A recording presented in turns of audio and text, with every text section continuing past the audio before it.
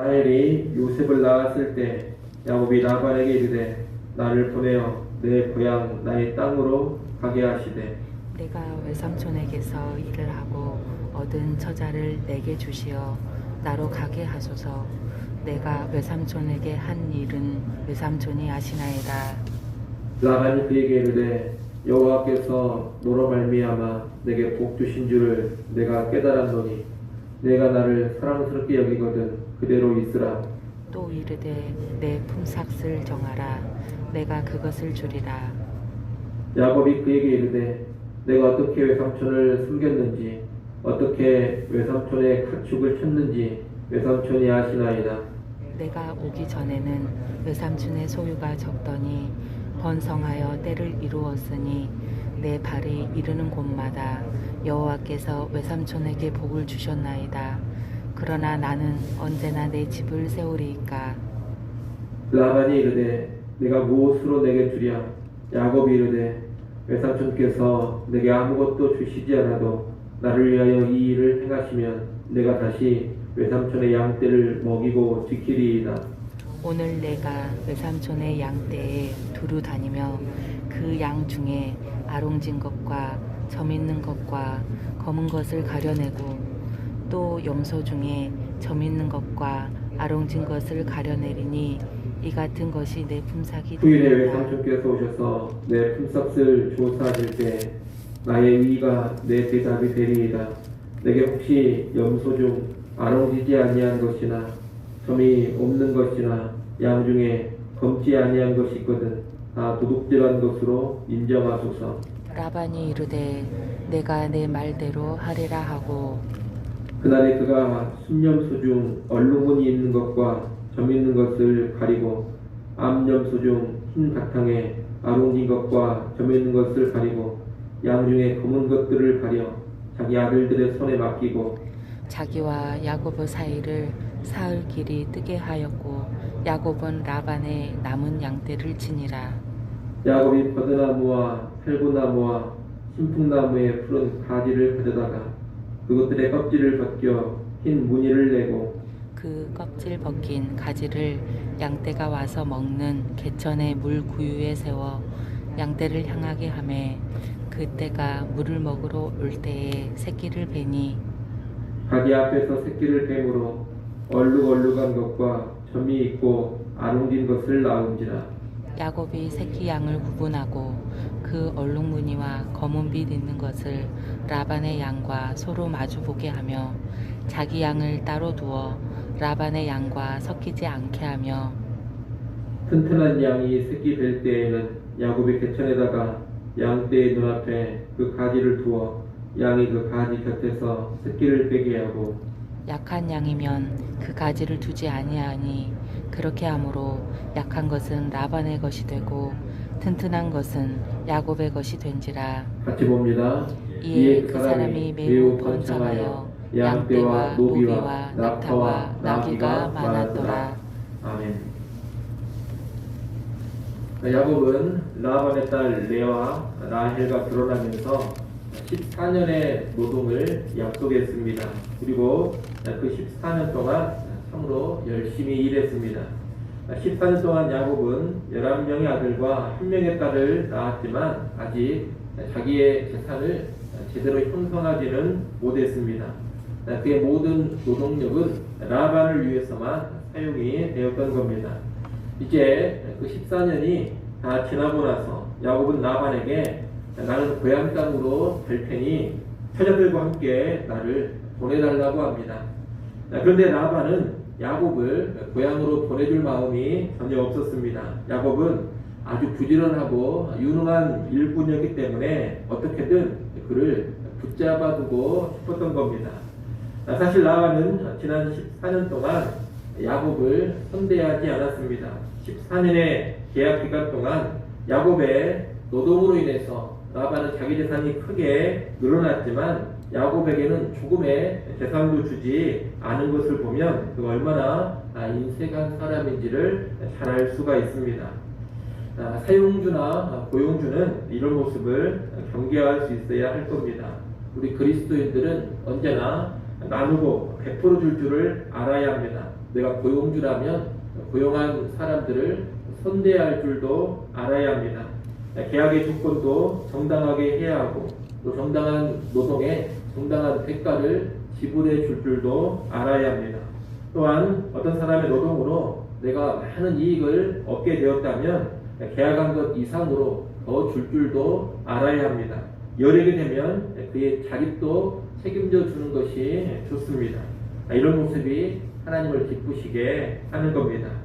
오늘 보면 27절에 보면 라반은 야곱 너로 말미암아 여호와께서 내게 복을 주셨다 이렇게 말은 하고 있지만 사실 그는 돈에 눈먼 악한 고용주였습니다.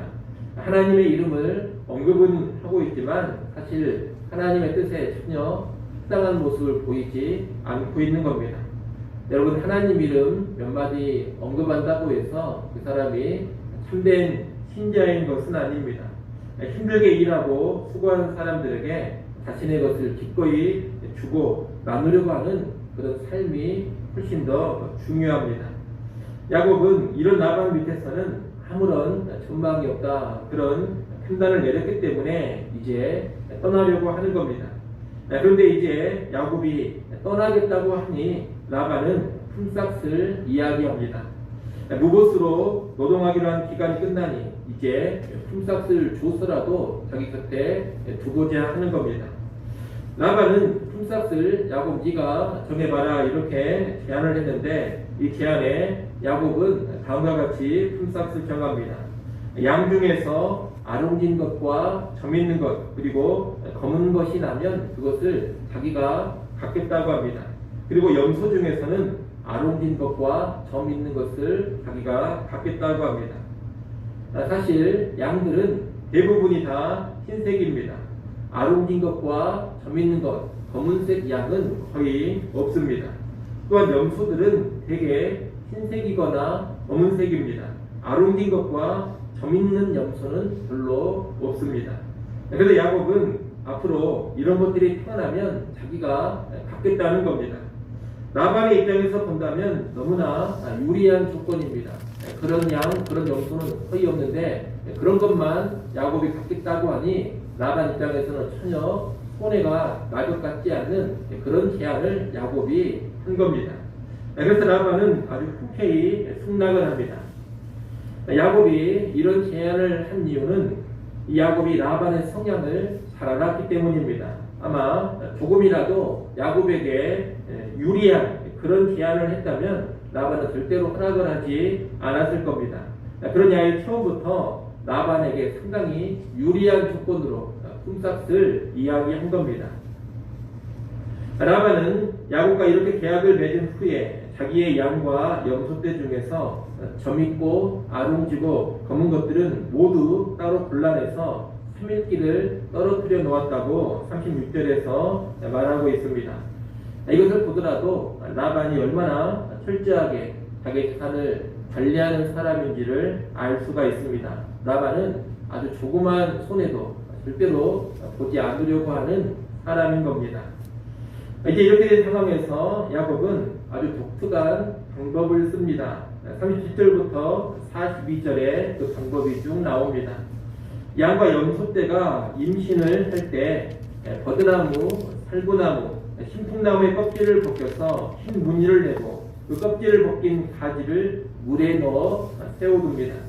그러면 그 무늬가 있는 가지를 보고서 새끼를 뵌 양과 염소가 얼룩얼룩한 것과 점이 있고 아롱진 것을 낳았다고 합니다. 야곱은 건강한 양과 건강한 염소가 교미할 때는 그 무늬낸 가지를 두고 연약한 양과 연약한 염소가 새끼를 뵐 때에는 그 가지를 두지 않았습니다. 그래서 건강한 양과 염소 새끼들이 자기 소유가 되게 한 겁니다. 야곱이 썼다는 이 방법이 과학적으로는 타당한 방법이 결코 아닙니다. 어떤 사람은 이렇게 나뭇가지를 벗기고 물에 넣어두면 어떤 화학적인 성분이 물에 스며들어서 영향을 줬을 수도 있다고 말하지만 그 말도 그렇게 타당성이 있는 말은 아닙니다. 이 야곱이 쓴 방식은 고대인들, 옛날 사람들의 생각에 기반을 둔 방법입니다. 고대인들은 상응 효과라는 것을 믿었습니다. 무언가 계속 보면 정말로 그렇게 된다 이렇게 믿었다는 겁니다. 예컨대 예쁜 아이를 계속해서 보고 있으면 임신한 여자가 예쁜 아이를 낳게 된다. 여러분 이것이 일종의 상응 효과에 대한 믿음입니다. 야곱은 지금 그런 방식을 사용을 하고 있는 겁니다. 이런 방식이 실제로 효과가 있다고 보기는 힘듭니다. 다만 야곱은 자기 시대, 그 시대 사람들이 생각하는 방식으로 최선을 다하고 있는 모습입니다. 중요한 것은 뭐냐? 이것이 그렇게 과학적인 방식도 아니고 실제 효력을 내는 방식이 아니지만 하나님께서 거기에 은혜를 주셨다는 겁니다. 하나님은 야곱의 이런 시도들에 은혜를 베풀어 주셔서 야곱이 잘되게 해 주신 겁니다. 우리는 여기에서 하나님께서 복을 주시고자 한다면 어떻게 해서든지 주신다는 것을 알게 됩니다. 물론 좋은 방법, 좋은 수단들도 필요합니다. 하지만 더 중요한 것은 뭐냐? 하나님이 은혜를 주시느냐, 하나님이 복을 주시느냐 하는 겁니다. 아무리 좋은 방법, 최고의 수단을 동원한다 하더라도 하나님이 돕지 않으면 아무런 복이 임하지를 않습니다. 하지만 불확실한 방법, 사실 그렇게 타당한 방식이 아니라 하더라도 하나님께서 돕고자 하시면 은혜가 임하는 것이고 하나님이 복을 주고자 하시면 복이 임하게 되는 겁니다. 그래서 우리는 모든 복의 근원이 어떤 인간의 방법이나 인간의 방식에 있지 아니하고 오직 하나님께 있다는 것을 분명히 알아야 하는 겁니다. 여러분 언제나 복의 근원은 하나님이시고 성공의 주관자도 하나님이라는 것을 결코 잊지 마시기를 바랍니다. 이 라반은 야곱이 처음 제시한 조건을 그 뒤로도 계속 바꾼 것으로 보입니다. 창세기 31장 7절을 보면 라반은 야곱의 품삯에 대한 조건을 10번이나 바꾸었다 그렇게 말하고 있습니다. 야곱이 제시한 이 품삯의 조건대로 해서 야곱에게 계속해서 큰 이익이 가니 이렇게 바꾸어 보고 저렇게 품삯의 조건을 바꾸어 본 겁니다.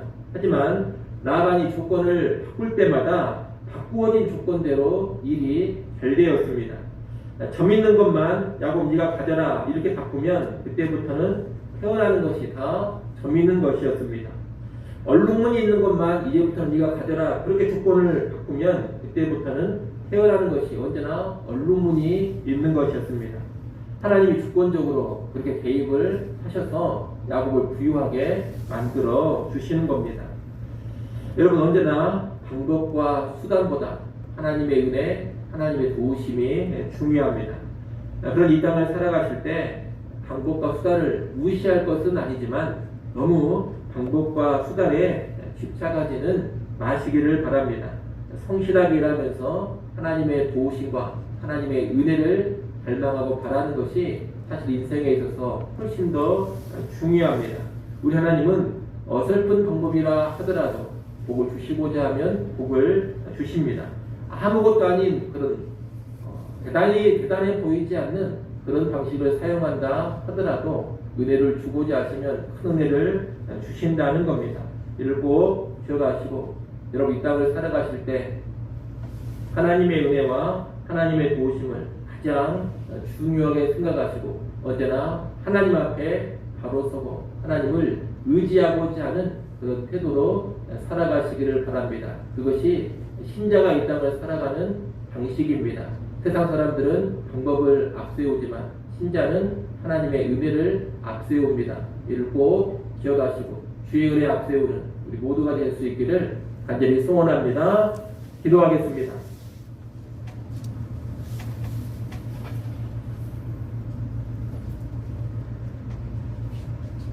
하나님 아버지, 라반처럼 악한 고용주 되지 않게 하여 주시옵소서. 선한 고용주가 되어지게 하시고 우리의 이익을 주변 사람들과 기쁨으로 나눌 수 있는 그런 그리스도인들 다 되게 하여 주시옵소서. 또한 아버지 하나님, 모든 복의 근원은 하나님이라는 것을 우리가 분명히 알고 믿고 살아가게 하여 주시옵소서. 우리의 방법에 성공이 좌우되는 것이 아니라 하나님의 은혜에 성공이 좌우됨을 깨닫고 언제나 주의 은혜를 바라며 주의 은혜를 구하는 주의 백성들 되게 하여 주시옵소서. 아버지 하나님, 이 시간도 하나님께 나와 다시금 엎드려 기도하게 해주셔서 감사합니다. 하나님을 더 찾고 의지하게 하시고 하나님께 우리의 모든 것을 겸손히 맡기게 하여 주시옵소서. 하루의 시작을 말씀으로 기도로 열었습니다. 오늘 하루를 살아가는 동안에도 온전히 주님과 동행하게 하시고 하나님의 선한 뜻을 따라 순종하며 살아가게 하여 주시옵소서. 예수님의 이름으로 기도드리옵나이다. 아멘.